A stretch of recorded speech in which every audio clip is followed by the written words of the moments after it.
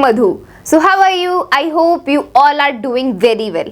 So friends, आज इस video में हम अनसीन पैसेज के बारे में डिस्कस करेंगे। अनसीन पैसेज हमारे इंग्लिश ग्रामर का बहुत ही ज़्यादा इम्पॉर्टेंट टॉपिक है, इसीलिए आज इस वीडियो में हम डिस्कस करेंगे कि कैसे हम किसी भी अनसीन पैसेज के क्वेश्चंस को इजीली आंसर कर सकते हैं एंड फुल मार्क्स स्कोर कर सकते हैं। सो ये वीडियो देखने के बाद आपको अनसीन पैसेज का पूरा टॉपिक अच्छे से क्लियर हो जाएगा। So watch the video till the end. So now let's start करते हैं। सो फ्रेंड्स, सबसे पहले बात करते हैं कि अनसीन पैसेज होता क्या है। तो अनसीन पैसेज इंग्लिश में और हिंदी में हम इसको गद्यांश बोलते हैं, दोनों ही सेम है, दोनों को पढ़ने का तरीका सेम है। ओके, सो अनसीन पैसेज होता है जब हमें कोई एक पैराग्राफ गिवन होता है, एक पैसेज गिवन होता है, उसको रीड करके हमें कुछ क्वेश्चंस के आंसर करने होते हैं। ओके, सो अनसीन पैसेज को सॉल्व करना और उसके मार्क्स स्कोर करना बहुत ही ईजी है, बिकॉज लेटर में या फिर पैराग्राफ में तो हमें फॉर्मेट याद रखना पड़ता है ना। जैसे लेटर में सबसे पहले सेंडर्स एड्रेस आएगा, फिर डेट आता है, फिर सैल्यूटेशन, फिर बॉडी, हमें पूरा फॉर्मेट याद रखना पड़ता है। लेकिन पैसेज में ऐसा कुछ नहीं होता, ठीक है। जस्ट हमें पैराग्राफ रीड करना होगा और रीड करके फिर उसके नीचे जो क्वेश्चंस हैं उनको आंसर करना है। सो अनसीन पैसेज में हम इजीली मार्क्स स्कोर कर सकते हैं, ठीक है। सो अब हम कुछ टिप्स के बारे में डिस्कस करते हैं कि अनसीन पैसेज को सॉल्व करते टाइम हमें किन टिप्स का ध्यान रखना चाहिए, और फिर हम कुछ अनसीन पैसेज को सॉल्व करके देखेंगे। Okay, so tips for solving class 10 comprehension passage, इनको कॉम्प्रिहेंशन पैसेज भी बोलते हैं। ओके, डिस्क्रिप्टिव पैसेज भी बोलते हैं, what ever you can say that. Okay, first one is read the passage thoroughly, the reading should be quick. तो सबसे पहला काम तो यही है कि जो पैसेज है, जो पैराग्राफ हमें गिवन है, उसको अच्छे से रीड करना है, और जो रीडिंग है वो क्विक होनी चाहिए, बिकॉज हमारे पास टाइम की शॉर्टेज होती है एग्जाम में, तो हमें जल्दी से पूरे पैराग्राफ को थॉरोली रीड कर लेना है। Then second point is focus on the relevant details and underline them with a pen or pencil। और पैराग्राफ में, पैसेज में जो रेलिवेंट डिटेल्स है, मतलब जैसे किसी का नाम गिवन है या कोई डेट गिवन है, कोई जो इन्फॉर्मेशन जिसका क्वेश्चन फॉर्म हो सकता है, उन रेलिवेंट डिटेल्स को ध्यान में रखो और उनको अंडरलाइन कर लो एक पेन और पेंसिल से। जैसे आप रीड कर रहे हो तो पेन और पेंसिल से अंडरलाइन करो, अंडरलाइन कर लो जो आपको इंपॉर्टेंट डिटेल्स लग रही हैं, ठीक है। Then read the questions carefully and go back to the passage to find the answer. और फिर क्वेश्चंस को रीड करो कि क्या क्या क्वेश्चन पूछे गए हैं, और फिर दोबारा पैसेज को रीड करो और फिर उनके आंसर्स फाइंड आउट करो। Very simple.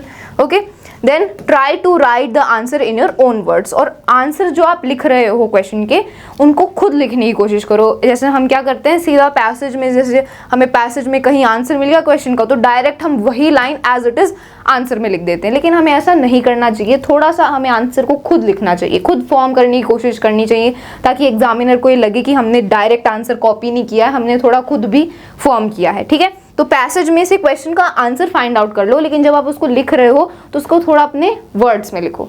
Okay, then to find answers to the vocabulary based questions like synonyms etc, replace the word with the meaning. If you find that it is the same in meaning, the answer is correct। तो हमें जो unseen passage होता है उसमें कुछ vocabulary based question भी पूछ लेते हैं, जैसे इस वर्ड का सिनोनियम क्या होगा जो इस पैसेज में गिवन है। तो पैसेज में कोई भी वर्ड वो पिकअप कर लेंगे और उसका साइनोनियम या फिर एंटोनियम पूछ लेंगे। साइनोनियम क्या होता है, पर्यायवाची शब्द, जैसे हम हिंदी में बोलते हैं, उसके सिमिलर मीनिंग का जो शब्द होता है। एंटोनियम होता है विलोम शब्द, उसके अपोजिट मीनिंग का जो वर्ड है, तो वो आपसे पूछ सकते हैं। सो साइनोनियम एंटोनियम फाइंड करने के लिए आप क्या करोगे, जस्ट उस वर्ड का मीनिंग फाइंड आउट करो, अगर वो मीनिंग सही है तो वही उस क्वेश्चन का आंसर होगा। सिंपल है ना। Then last point is to find the correct option in multiple choice question, go through all the options, read the passage and then tick the correct option. और मल्टीपल चॉइस क्वेश्चन भी दे देते हैं passage में, तो अब multiple choice question अगर आ जाता है तो सारे ऑप्शंस को रीड करो, फिर दोबारा पैसेज में जाके देखो कि कौन सा सही है, and then tick the correct option, ठीक है। सो ये कुछ टिप्स हैं, ये कुछ स्टेप्स हैं जिनका आपको ध्यान रखना है while you are solving unseen passage. अगर आपने इनको अच्छे से ध्यान रखा, इनको फॉलो किया, तब आप अनसीन पैसेज में पूरे मार्क्स स्कोर कर सकते हो, ठीक है। और डेफिनेटली अनसीन पैसेज हमारे टर्म 2 एग्जाम में आएगा ही। सेक्शन ए में जो हमारा रीडिंग वाला पार्ट होता है उसमें यही आता है। सो हम इजीली मार्क्स स्कोर कर सकते हैं if you pay attention to the details and follow these tips. अब हम एक दो अनसीन पैसेज को सॉल्व कर लेते हैं और देखते हैं कि कैसे हम आंसर्स फॉर्म करेंगे, ठीक है। So now let's solve some unseen passages. First one is, ये पूरा अनसीन पैसेज है, इसको रीड करेंगे और फिर हम क्वेश्चंस को आंसर करेंगे। So first let's read it. So Cataract is the major cause of blindness which is also caused by a damage to the cornea. तो ये जो हमारा अनसीन पैसेज है ये कैटरैक्ट के बारे में। कैटरैक्ट क्या है? ये एक मेडिकल कंडीशन होती है जिसमें जो हमारी आई का जो लेंस होता है वो धीरे धीरे ओपेक होता है, मतलब हमारी जो विजन है वो ब्लरी हो जाती है। So let's discuss. Cataract is the major cause of blindness which is also caused by damage to the cornea. जब हमारा कॉर्निया डैमेज होता है तो कैटरैक्ट हो जाता है और इस कैटरैक्ट से ब्लाइंडनेस भी होती है। So it is a cause of blindness. It occurs more often in old as, और जो ओल्ड एज में कैटरैक्ट ज़्यादा होता है, जो ओल्ड पीपल होते हैं उनको ज़्यादा होता है। As one starts growing old, the lens of the eye hardens, loses its transparency and becomes opaque। तो कैटरैक्ट होता कैसे? जैसे जैसे हम ओल्ड होते जाते हैं, जैसे जैसे उम्र बढ़ती जाती है तो आई का जो हमारा लेंस होता है उसकी ट्रांसपेरेंसी खत्म हो जाती है। वो क्या होता है? हार्ड हो जाता है। आई का जो लेंस होता है वो हार्ड होता जाता है जिसकी वजह से उसकी ट्रांसपेरेंसी कम हो जाती है। ट्रांसपेरेंसी कम हो जाती है तो वो ओपेक बन जाता है, मतलब उसमें से लाइट पास नहीं होती। लाइट पास नहीं होती तो हम देख नहीं पाएंगे, हमारी विजन सही नहीं होगी, ब्लरी होगी। इसी वजह से कैटरैक्ट होता है। ठीक है। It obstructs the light rays from entering the eye. तो ऑब्वियसली अगर कोई ऑब्जेक्ट ओपेक है तो उसमें से लाइट पास नहीं होगी, तो जो लेंस है वो हार्ड होता है, ओपेक बन जाता है, तो उस वजह से लेंस में से लाइट पास नहीं करती और हम क्लियरली नहीं देख पाते in the condition of cataract.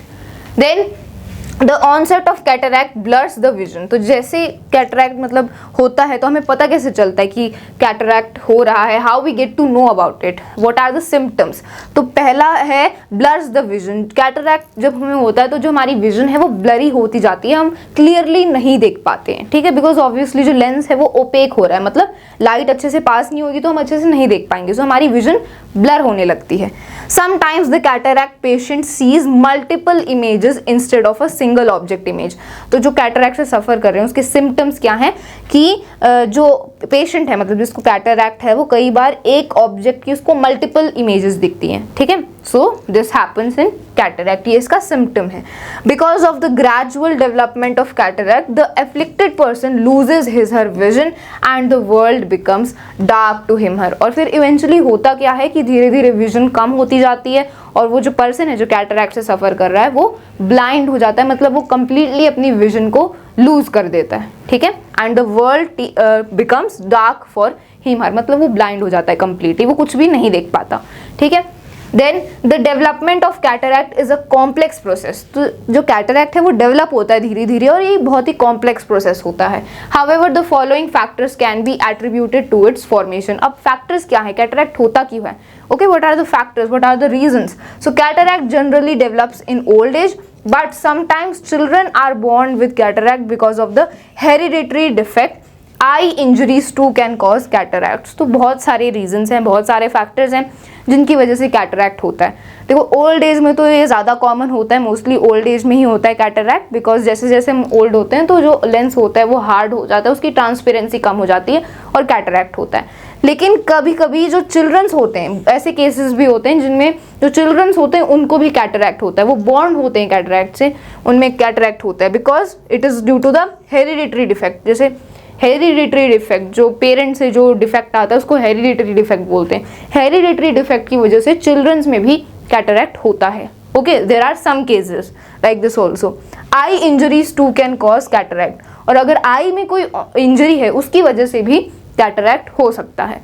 Okay, then people exposed to sun rays for longer periods develop cataract earlier than others। और जो लोग सन को ज़्यादा एक्सपोज होते हैं, मतलब जो सन रेस को ज़्यादा एक्सपोज होते हैं उनको भी कैटरैक्ट जल्दी डेवलप होता है as compared to others. So exposure to sun is also a factor for causing cataract. Then researchers opine that the smoke inhaled while smoking carry substances internally damaging the eyes। और जो लोग smoke करते हैं ना तो उनको भी cataract जल्दी होता है, बिकॉज जो स्मोक होती है उसको जब हम इनहेल करते हैं तो जो स्मोक में जो सब्सटेंस होते हैं वो क्या करते हैं, हमारी आई को अंदर से डैमेज करते हैं, और जब हमारी आई अंदर से डैमेज होती है तो कैटरैक्ट डेवलप होता है। Okay, so smoking is also a reason.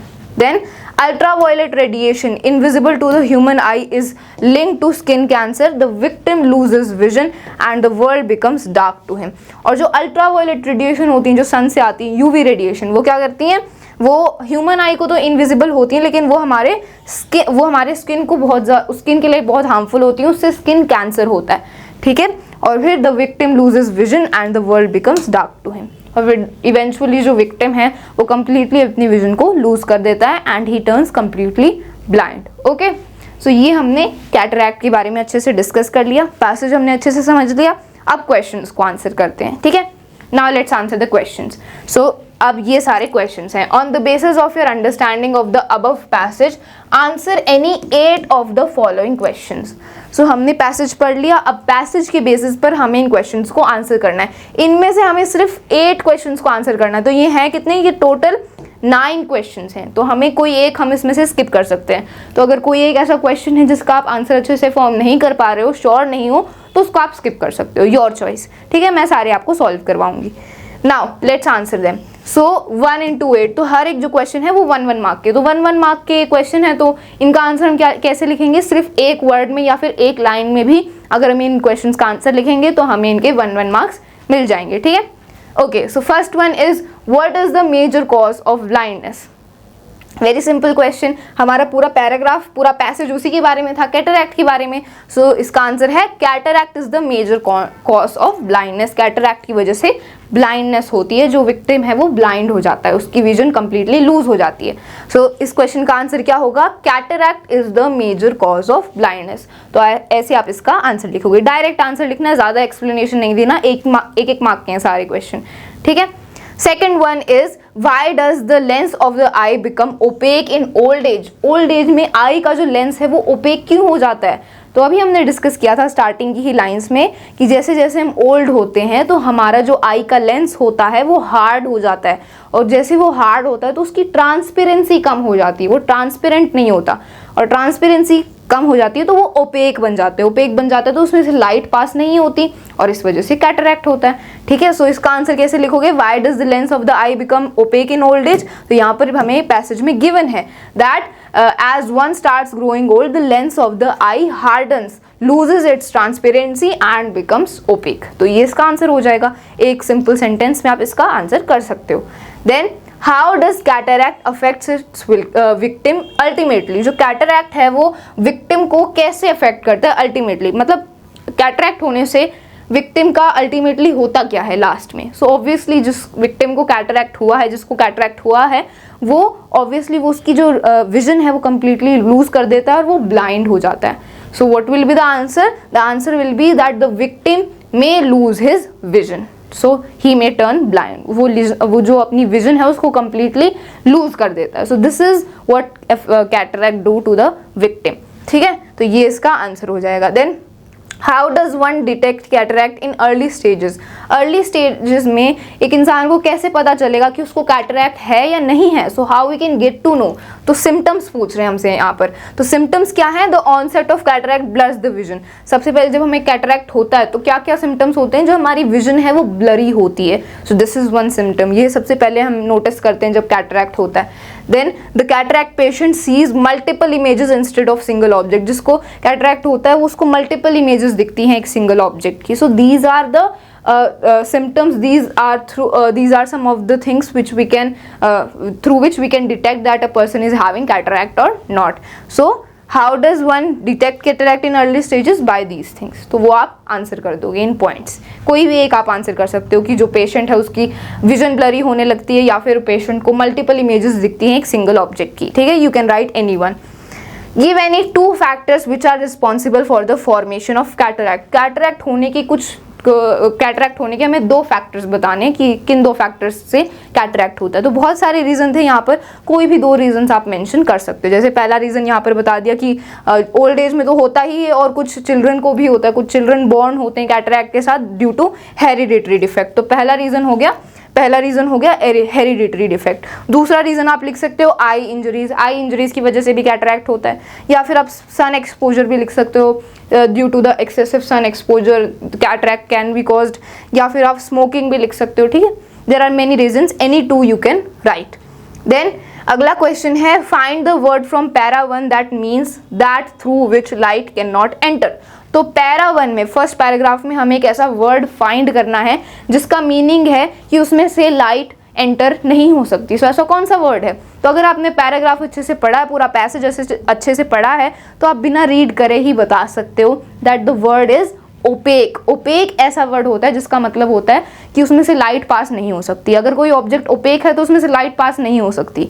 अगर कोई ऑब्जेक्ट ट्रांसपेरेंट है तो उसमें से लाइट पास होगी। ओके, सो ये जो पैरा 1 है इसमें ओपेक वर्ड यहाँ पर है, तो ओपेक का मतलब होता है through which light can not enter. So इसका आंसर हो जाएगा ओपेक। ठीक है, तो हमने अभी देखा वोकैबुलरी बेस्ड क्वेश्चन आ गया, ये साइनोनियम टाइप का क्वेश्चन है, बिकॉज इसका मीनिंग क्या है, ऐसा वर्ड हमें फाइंड आउट करना है जिसका मीनिंग ये है। So the word is opaque that through which light can not enter. ठीक है, सो ऐसे आप इसको आंसर करोगे। Then which type of cancer is caused by ultraviolet radiation. तो अभी हमने लास्ट में इस पैराग्राफ में डिस्कस किया that ultraviolet radiation invisible to the human eye is linked to skin cancer। ultraviolet radiation से skin cancer होता है। तो सिंपल आंसर आप करोगे एक लाइन में that skin cancer is caused by ultraviolet radiation। okay, then when does cataract generally occur। cataract generally कब होता है? obviously old age में। अभी हम इतने बार हमने डिस्कस किया पैसेज में कि ओल्ड एज में cataract के होने के ज़्यादा चांसेस होते हैं। ठीक है, सो cataract occur generally in old age। Last question is how is smoking responsible for the development of cataract. Smoking से कैटरैक्ट कैसे डेवलप होता है? तो ये भी हमने डिस्कस किया था कि जब हम स्मोक करते हैं तो जो स्मोक में जो सब्सटेंस होते हैं वो हमारी आई को अंदर से डैमेज करते हैं, जिस वजह से कैटरैक्ट होता है। तो ये सेंटेंस है यहाँ पर that smoke inhaled while smoking carries substances internally damaging the eyes causing cataract.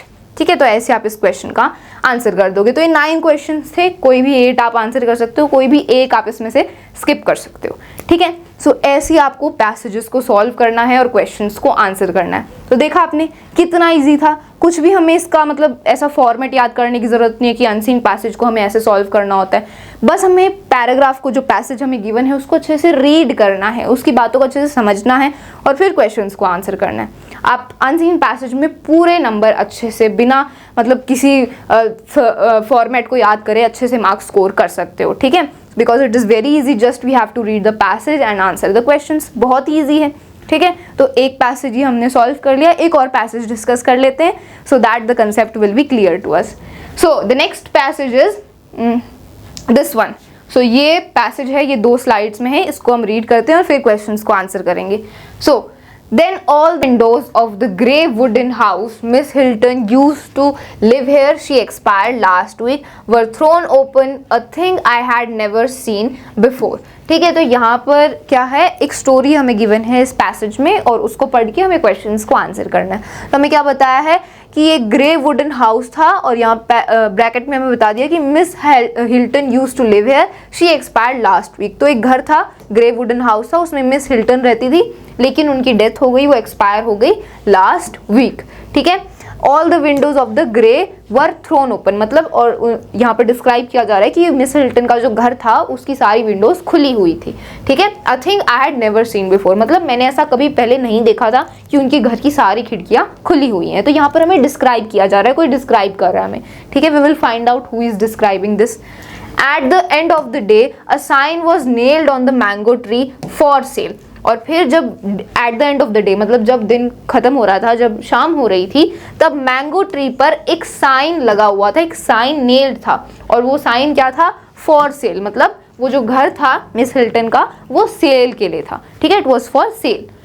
Nobody in the street new miss Hilton while she lived, her front gate was always locked and no one ever saw her leave or saw anybody go in। तो यहाँ पर describe किया जा रहा है कि जब miss Hilton जिंदा थी, when she was alive, when she used to live there, तब क्या होता था, कोई भी उन्हें नहीं जानता था। स्ट्रीट में, गली में जो भी लोग होते थे, कोई भी मिस हिल्टन को इतना नहीं जानता था। उनका जो फ्रंट गेट होता था वो हमेशा लॉक्ड रहता था, मतलब उनके घर का जो फ्रंट गेट होता था वो हमेशा लॉक्ड रहता था और कोई कभी भी वो घर से बाहर नहीं निकलती थी और कोई भी उनके घर में नहीं जाता था। ठीक है, तो यहाँ पर डिस्क्राइब किया जा रहा है। So even if you wanted to you couldn't feel sorry and say that you missed Hilton, मतलब आप ऐसे अगर आप चाहो भी तब भी आप ये नहीं कह सकते आप कि मिस हिल्टन को हमने मिस किया, क्योंकि मिस हिल्टन को कोई इतना जानता ही नहीं था, वो कभी भी बाहर नहीं आती थी, उनके घर कोई नहीं जाता था, तो जो लोग हैं वो उन्हें इतना मिस नहीं कर रहे थे। ठीक है, they were not missing her because they were not that familiar with her. तो यहाँ पर ये बताया जा रहा है कि अगर आप चाहते भी तब भी आप मिस हिल्टन को मिस नहीं कर पाते। Okay, then when I think of her house I see just two colours, grey and green. जब मैं उनके घर के बारे में सोचता हूँ, मतलब जब मैं मिस हिल्टन के घर के बारे में सोचता हूँ, तो मुझे सिर्फ दो ही कलर नजर आते हैं, ग्रे और green. The green of the mango tree and the grey of the house and the grey of the house and the grey of the high iron fence that prevented you from getting at the mangoes. तो यहाँ पर बताया जा रहा है कि जब मैं मिस हिल्टन के घर के बारे में सोचता हूँ तो मुझे सिर्फ दो ही कलर दिखाई देते हैं, ग्रे और ग्रीन। ग्रीन मैंगो ट्रीज का, मतलब मैंगो ट्रीज का जो ग्रीन है वो ग्रीन कलर, एंड घर का जो ग्रे है वो ग्रे। ठीक है, सो मुझे सिर्फ दो ही कलर दिखाई देते हैं, and grey of the high iron fence. और मिस हिल्टन के घर के चारों तरफ एक ग्रे कलर की आयरन फेंस भी लगी थी, जो क्या करती थी, हमें मैंगोज तक पहुंचने तक प्रिवेंट करती थी। मतलब उनके घर में एक मैंगो ट्री था और उस मैंगो ट्री को पहुंचने को प्रिवेंट करने के लिए आयरन फेंस लगी हुई थी चारों तरफ। ठीक है, ताकि उनके मैंगोज को कोई ना खा पाए। ठीक है, if your cricket ball fell in Miss Hilton's courtyard you never got it back. It wasn't the mango season when Miss Hilton died, but we got back about 10 or 12 of our cricket balls। तो यहाँ पर बताया जा रहा है, यहाँ पर कुछ बच्चे हैं जो ये पैसेज डिस्क्राइब कर रहे हैं। वो क्या बोल रहे हैं कि जब हमारी क्रिकेट बॉल, जब हम क्रिकेट खेलते तो जब हमारी क्रिकेट बॉल मिस हिल्टन के कोर्ट यार्ड में गिर जाती थी, मतलब उनके गार्डन में या उनके घर के आगे गिर जाती थी, तब हम उसको वापस नहीं ले पाते थे। मतलब हम अपनी क्रिकेट बॉल को वहाँ से वापस नहीं ले पाते थे। तो जब मिस हिल्टन की डेथ हुई, जब वो एक्सपायर हो गई, तब हमें कितनी 10 या 12 अपनी क्रिकेट बॉल मिल गई उनके कोर्ट यार्ड से। ठीक है, तो यहाँ पर ये बता रहे हैं। Okay, then the house was sold and we were prepare to dislike the new owners even before they came. तो यहाँ पर वो बोल रहे हैं कि जो मिस हिल्टन का घर है वो सोल्ड हो गया। ठीक है, इट वॉज सोल्ड, एंड जो न्यू ओनर्स थे उनको हम पहले से ही डिसलाइक करने लग गए, even before we knew them. मतलब हम उनके ऑनर्स को, जो नए ऑनर्स थे घर के, उनको जानते भी नहीं थे, लेकिन पहले से ही हम उनको डिसलाइक करने लग गए। Okay, I think we were a little worried already we had one resident of the street who kept on complaining about us to our parents. तो वो कह रहे हैं कि हम बहुत ज़्यादा हम थोड़े वरिड थे। क्यों? क्योंकि एक रेजिडेंट था, एक स्ट्रीट में एक रेजिडेंट था, एक रहने वाला था, जो हमेशा हमारी कंप्लेन करता रहता था हमारे पेरेंट्स को। He complained that we played cricket on the pavement, and if we were not playing cricket, he complained that we were making too much noise anyway।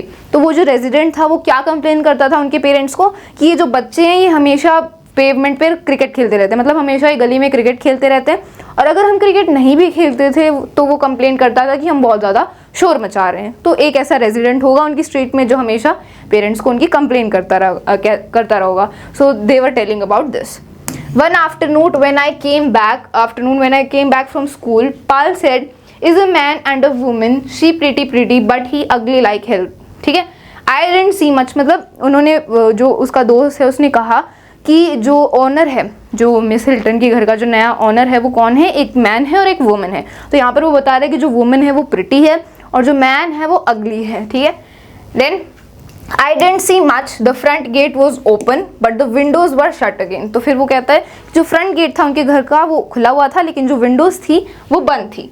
I heard a dog barking in an angry way. One thing was settled pretty quickly.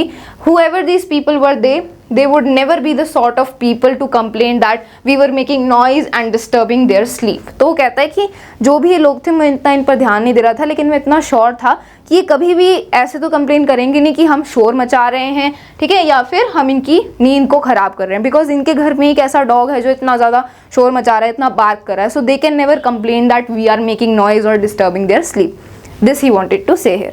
Okay, a lot of noise came from the house that night. The radio was going at full volume until midnight when the radio station closed. The dog was barking and the man was shouting. I didn't hear the woman। तो यहाँ पर बता रहे हैं कि उस घर में जो अब नए ऑनर्स थे वो क्या थे, वो बहुत ज़्यादा नॉइज़, मतलब बहुत ज़्यादा वो शोर कर रहे थे।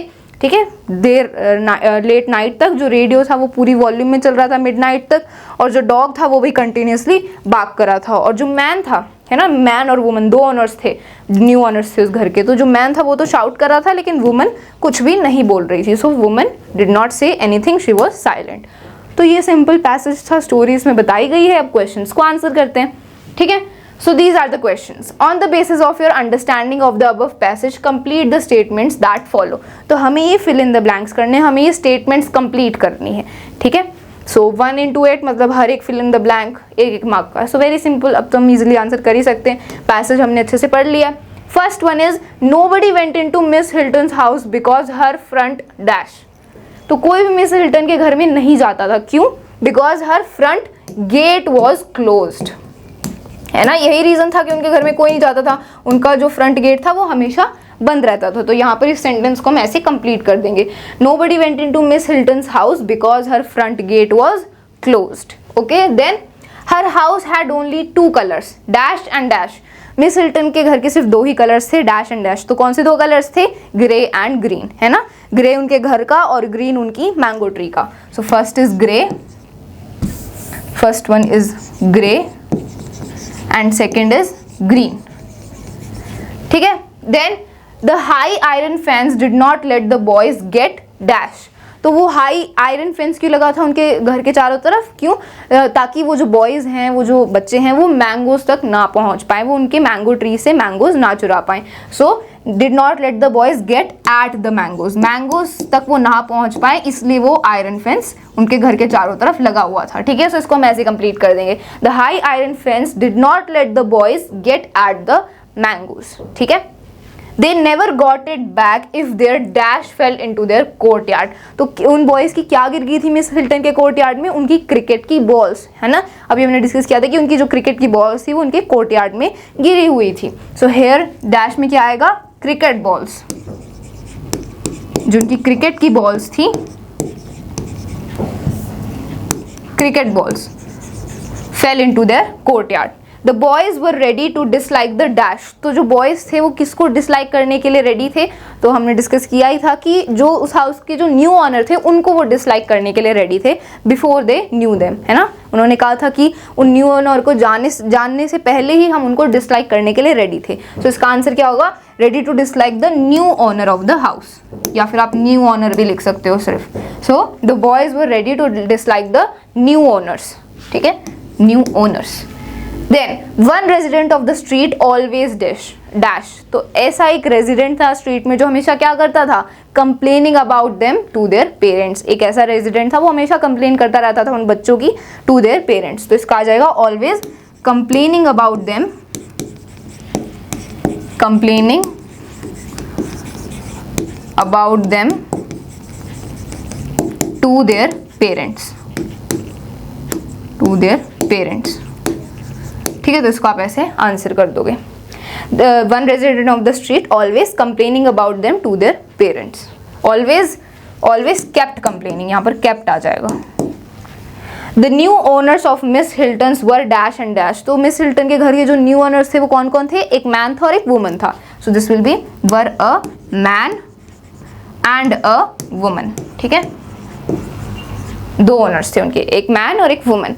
द मैन वॉज शाउटिंग, अगला क्वेश्चन है, the man was shouting, the dog was barking only dash. तो ये अब लास्ट पैराग्राफ में डिस्कस किया हमने कि जो मैन था वो शाउट कर रहा था और जो डॉग था वो बार्क कर रहा था, लेकिन जो वुमन थी वो कुछ भी नहीं बोल रही थी। तो यहाँ पर आ जाएगा only the woman was silent, ठीक है, वो कुछ भी नहीं बोल रही थी। सो वुमन वॉज साइलेंट, ठीक है। सो ये हमने क्वेश्चंस को आंसर कर दिया। तो सिंपल जो हमने पैराग्राफ में पढ़ा, जो डिटेल्स हमें गिवन थी, उन्हीं के बेसिस पर हमने क्वेश्चंस को आंसर कर दिया, सेंटेंसेस को कंप्लीट कर दिया, ठीक है। सो आप इसको नोट कर सकते हो if you want. So this was your second unseen passage. तो हमने जितने भी अनसीन पैसेज नेसेसरी थे उनको हमने सॉल्व कर लिया। हमने डिस्कस किया कि कैसे हम अनसीन पैसेजेस को आंसर करते हैं, उनको रीड करके कैसे हम क्वेश्चंस को आंसर करते हैं। सो आई होप आपको ये पूरा टॉपिक अच्छे से क्लियर हो गया है। It is a very very easy topic, इसमें आप पूरे मार्क्स आराम से स्कोर कर सकते हो। सो आई होप आपको अनसीन पैसेज का पूरा टॉपिक अच्छे से क्लियर हो गया है। If you are having doubt in any of the thing, then you can ask me in the comment box below. And friends, at the last मैं आप सभी को बहुत बहुत थैंक्स बोलना चाहती हूँ, क्योंकि आप सभी हमें बहुत ज़्यादा सपोर्ट करते हैं and we are very very grateful for that. आप हमें ऐसे ही सपोर्ट करते रहें, हम आपके लिए और अच्छे वीडियोस बनाते रहेंगे। So that's all for this video. Thank you so much.